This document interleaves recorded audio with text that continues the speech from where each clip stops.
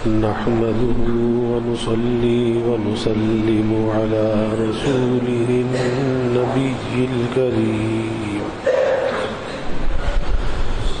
وعلى آله وأصحابه أجمعين. اللهم صل على سيدنا ومولانا محمد وعلى آل سيدنا ومولانا محمد وبارك وسلم صلاة وسلاما كثيرا كثيرا.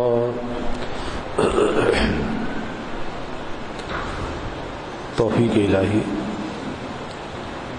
اپنے مرشد پاک کی برکت سے جمعے کے بعد کی اس نشست میں حکیم الامت مجدد الملت حضرت تھانوی رحمۃ اللہ علیہ کے ملحوظات کا سلسلہ چل رہا ہے.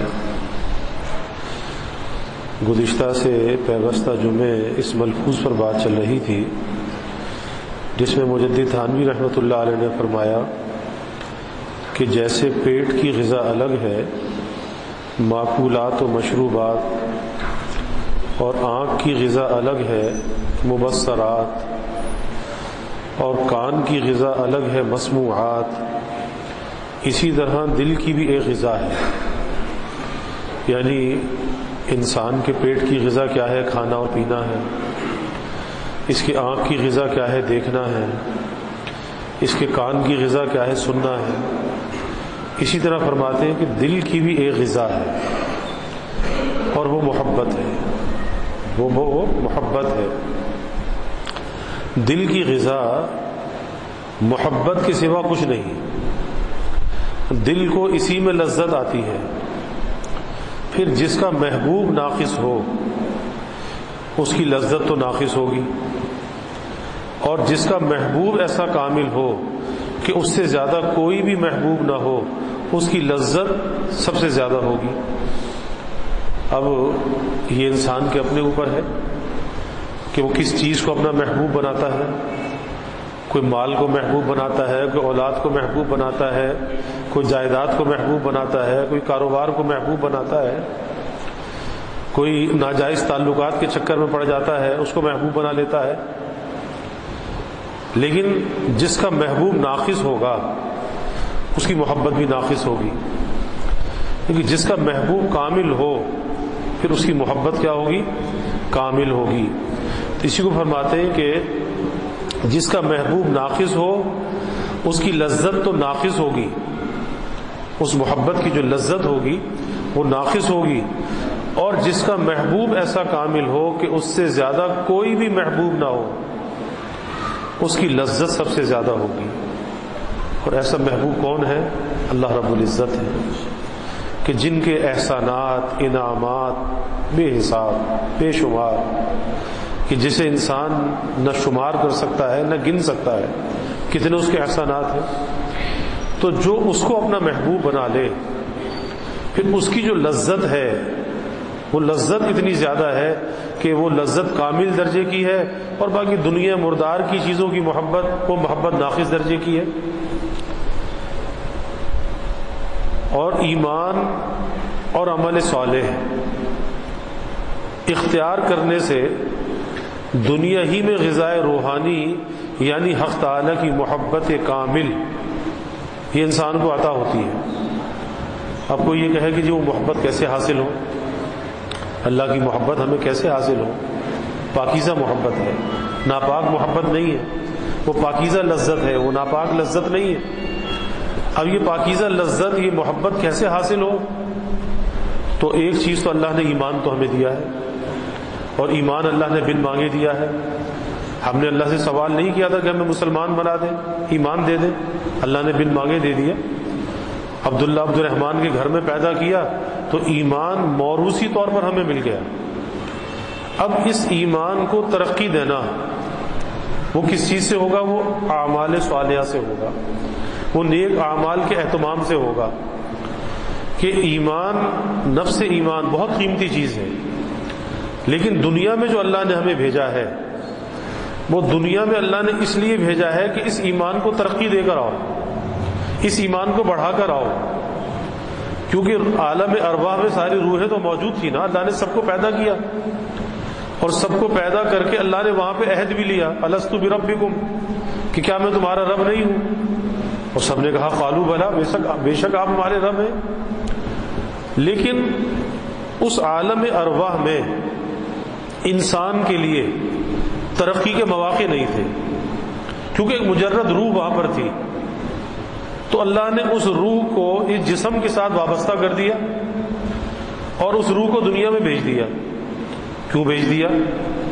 کہ دنیا کی کسی عیش و مستی کے لیے نہیں بھیجا، دنیا کی کسی رنگ رلیوں کے لیے نہیں بھیجا، اس بھیجنے کے مقصد کو بھی اللہ نے بیان کیا، وَمَا خَلَقْتُ الْجِنَّ وَالْإِنسَ إِلَّا لِيَعْبُدُونَ، کہ بھئی تمہیں جب دنیا میں بھیجا جا رہا ہے نا، کسی عیش و مستی کے لیے نہیں، کسی کھیل تماشے کے لیے نہیں، کسی دل لگی کے لیے نہیں، دنیا کی محبت، مال کی محبت کے لیے نہیں، کسی ناجائز تعلقات کے لیے نہیں، تمہارے بھیجے جانے کا ایک ہی مقصد ہے، تمہیں پیدا کیوں کر رہا ہوں، تمہاری خلقت کا مقصد ایک ہی ہے، اور وہ کیا ہے؟ الا لیعبدون، اپنی عبدیت کے لیے، اپنی غلامی کے لیے، اس لیے میں نے تمہیں پیدا کیا، تم میری عبادت کرو، تم مجھے پہچانو، میری عبادت کرو، اور دنیا میں بھیج بھی اس لیے رہا ہوں، اور اگر تم نے میرے اس مقصد کو پہچان لیا، اور وہ مقصد کیا ہے؟ اللہ کی بندگی، اس کی عبادت، اس کی عبدیت، اگر دنیا میں رہ کر تم نے اس مقصد کو پہچانا اور اس کے حق کو تم نے ادا کیا، یعنی مجھے راضی کیا، اعمال صالحہ کا اہتمام کیا، گناہوں کو تم نے ترک کیا، پھر اس کا بدلہ اور صلہ بھی تمہیں ایسا دوں گا کہ تمہارے تصور سے کہیں زیادہ ہوگا۔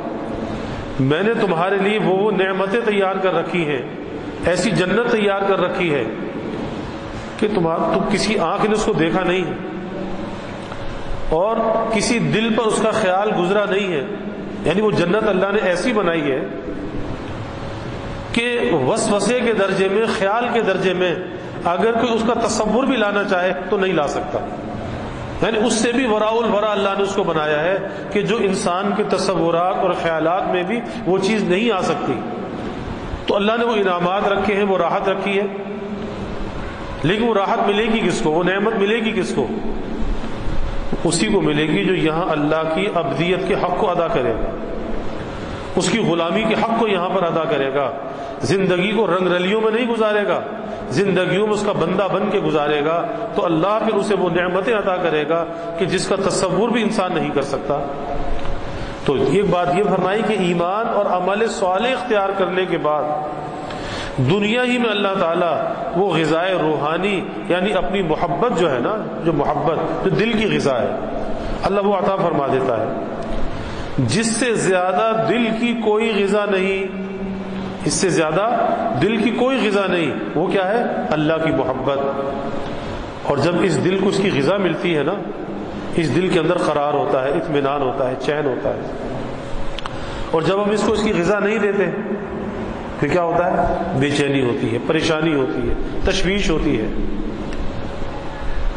یہ حالت کے بڑے بڑے مالدار، بڑے بڑے بنگلے کوٹھیوں میں رہنے والے، عالی شان بیڈ روم میں سونے والے، لیکن بغیر نیند کی دوائی کھائے نیند نہیں آتی، تو پتہ چلا کہ انسان کی کو جو راحت میسر آتی ہے، یا جو اس راحت کا جو مدار ہے، وہ کسی بڑے بنگلے اور کوٹھی پر نہیں ہے، وہ زیادہ مال و دولت پر نہیں ہے، وہ اطمینان، وہ راحت، وہ چین اصل میں انسان کے دل کو ہوتا ہے، دل کو ہوتا ہے۔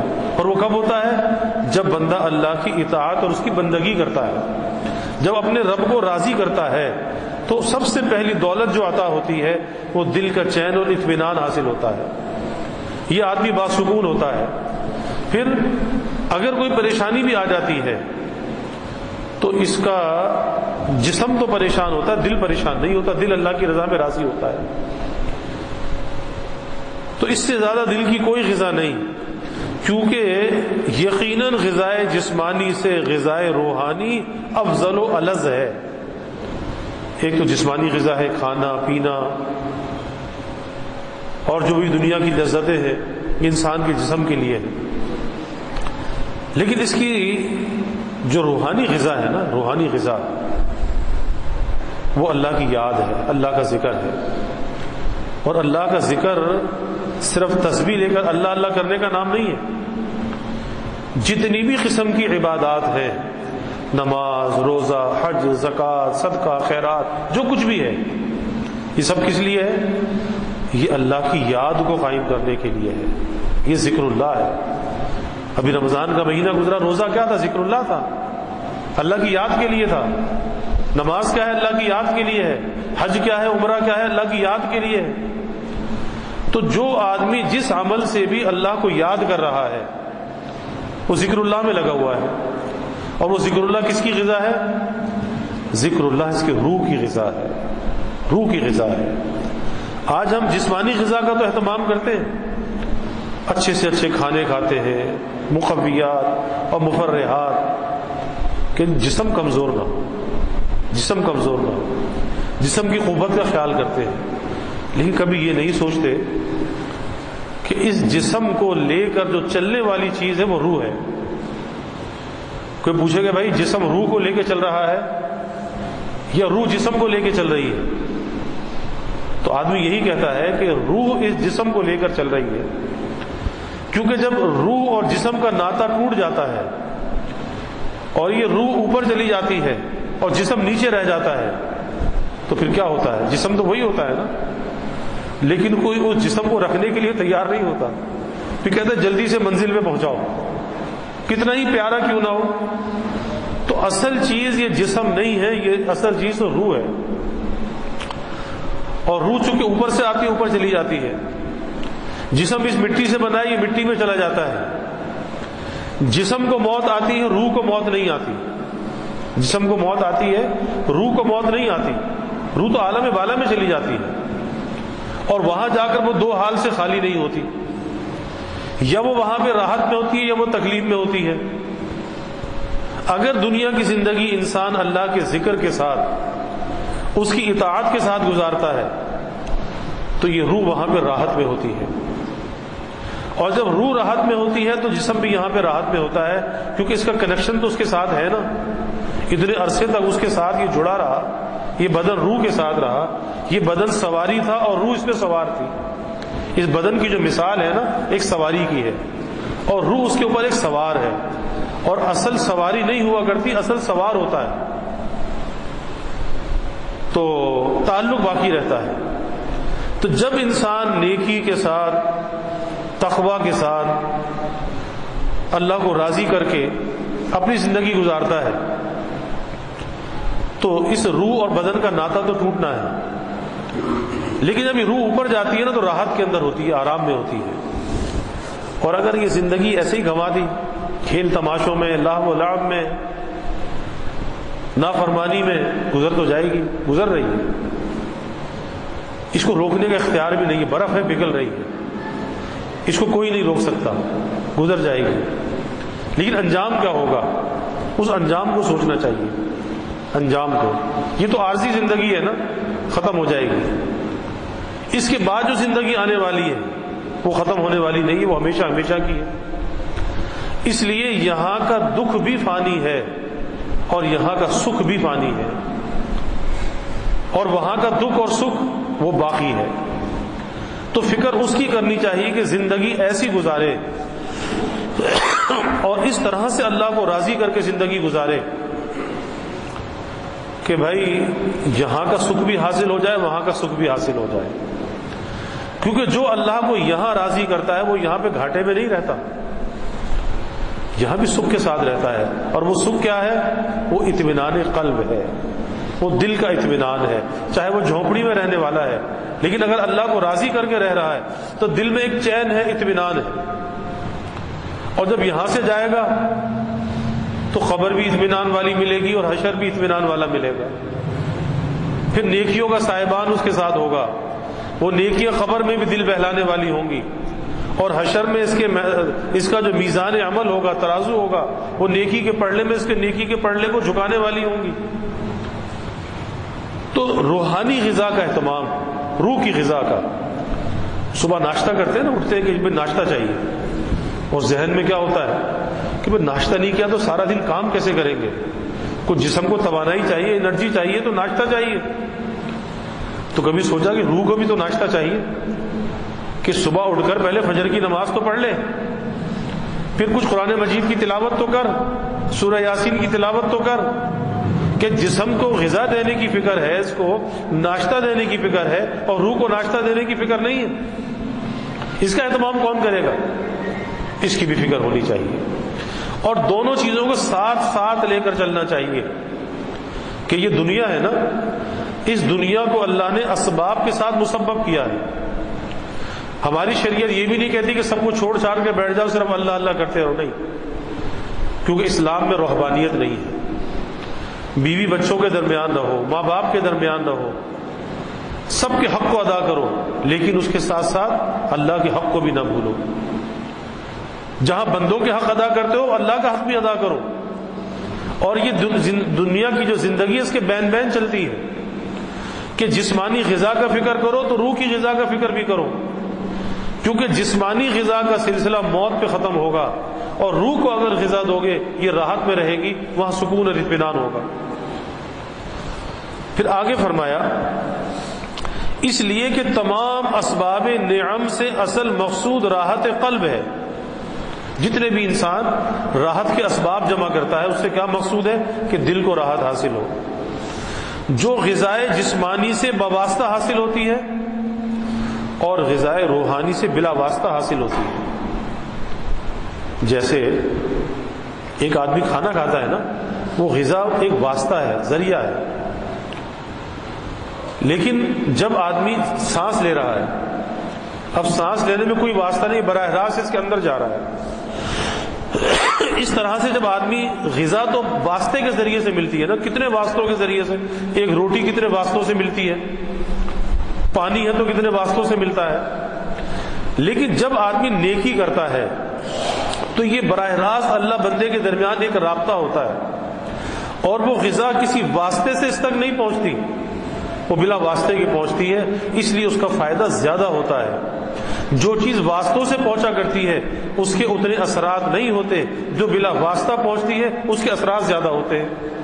اور بلا واسطہ پہنچنے والی غذا کون سی ہے؟ انسان کی روح کی غذا ہے، وہ اس کے قلب کی غذا ہے۔ پھر فرماتے ہیں کہ کمال یہ ہے کہ اس دسترخوان پر مختلف غذائیں ہیں، کبھی تم محب ہو اور حق تعالی محبوب ہے، اور پھر حق تعالی محب ہے اور تم محبوب ہو۔ ایک عجیب تعلق ہے اللہ اور بندے کے درمیان۔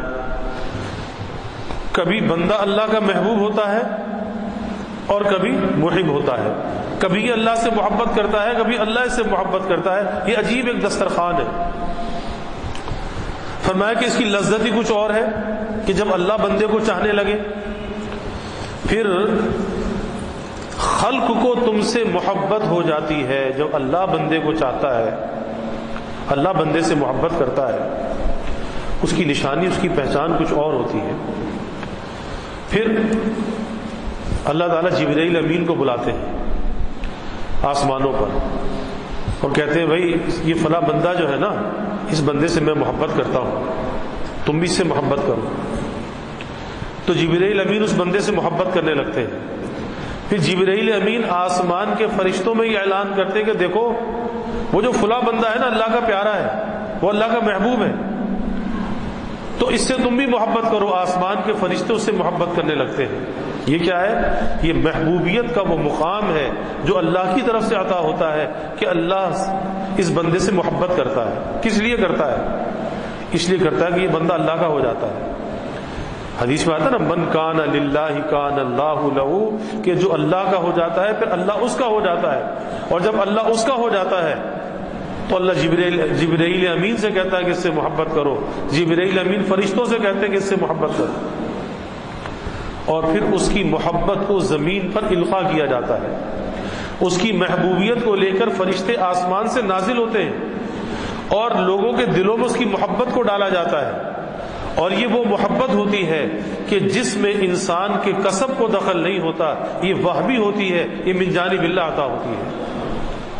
یہ تو انسان چاہتا ہے نا جی لوگ مجھ سے محبت کریں، تو یہ محبت اس کی چاہت سے ہے کہ کریں، اب کرتے یا نہیں کرتے، بعض دفعہ سامنے کرتے پیچھے سے نہیں کرتے، سامنے آدمی سلام کرتا ہے پیچھے سے برائیاں کرتا ہے، لیکن ایک محبت وہ ہے جو اللہ کی طرف سے دلوں میں القاء کی جاتی ہے، اور وہ محبت وہی ہے کہ جب بندہ اپنے اللہ کا محبوب بن جاتا ہے اللہ اسے لوگوں کا محبوب بنا دیتا ہے۔ تو ساری بات کا نچوڑ اور خلاصہ کیا ہوا؟ ساری بات کا نچوڑ اور خلاصہ یہ ہوا کہ دل کی غذا محبت ہے، اور محبت ایک پاکیزہ جذبے کا نام ہے، اور وہ محبت اللہ سے ہونی چاہیے، اللہ کے رسول سے ہونی چاہیے، اللہ کے کلام سے، قرآن سے ہونی چاہیے، اللہ کے گھر سے ہونی چاہیے، اللہ والوں سے ہونی چاہیے۔ تو محبت ایک پاکیزہ جذبے کا نام ہے، اور اسے پاکیزہ جگہ پر استعمال کرنا چاہیے۔ اس کے ساتھ ساتھ اس محبت کو بڑھانے کے لیے اللہ کی نافرمانی کو چھوڑنا چاہیے، گناہوں کے راستے بند کرنے چاہیے، اور اللہ کی یاد میں، ذکر میں لگنا چاہیے، نیکی کا اہتمام کرنا چاہیے۔ جتنی نیکی بڑھتی چلی جائے گی اللہ سے تعلق بڑھتا جائے گا، وہ محبوبیت کا درجہ بڑھتا چلا جائے گا۔ اللہ تعالیٰ ہمیں اس کی توفیق عطا فرمائے۔ وآخر دعوانا الحمدللہ۔